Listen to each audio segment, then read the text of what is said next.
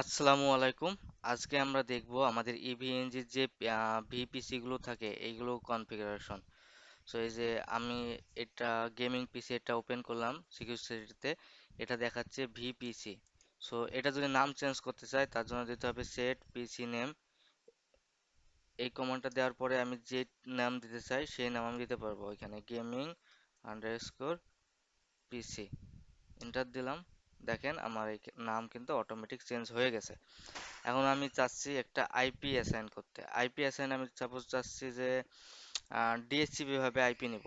তাহলে আইপি আমার এই যে রাউটারে ডিএসসিপি কনফিগার করা আছে, আমি এখানে জাস্ট ডিএসসিপি এনেবল করব, তাহলে আইপি পেয়ে যাব। IP DSCP, IP space DSCP যদি আমি ইন্টার দিই, দেখেন ডিএসসিপি ভাবে আইপি সার্চ করছে, দেন আইপি পেয়ে যাবে। হ্যাঁ, একটা আইপি পেয়ে গেছে, দেখেন। আর আমি যদি এই আইপিটা দেখতে চাই তার জন্য লিখতে হবে শো আইপি। এন্টার দিলাম, দেখেন আমার এখানে আইপি পেয়েছে। আর আমি যদি আইপি ম্যানুয়ালি দিতে চাই তাহলে আমাকে দিতে হবে আইপি, দেন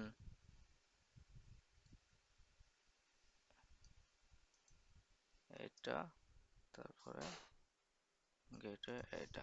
আমি যদি আইপি এই ডিএইচসিপি ভাবে আহ, না নিয়ে ম্যানুয়ালি নিতে চাই তাহলে এই যে এইভাবে আইপি লিখবো, তারপরে যে আইপিটা দিতে চাই সেই আইপিটা লিখবো, তারপরে গেটওয়েটা লিখবো। এভাবে লিখলে আমার এই আইপিটা পাবে। আমি যদি ইন্টার দিই, এ বলতেছে checking for duplicate IP. So gaming পিসি এই যে আইপিটা অলরেডি আছে তাই এটা নিয়ে নিছে। আর যদি আমরা চাই হচ্ছে কোনো আইপি ভার্সন 6 দিব, তাহলেও এভাবে সাপোজ আমরা একটা আইপি ভার্সন 6 দিয়ে দেখাই, জিপি 8010.2/64।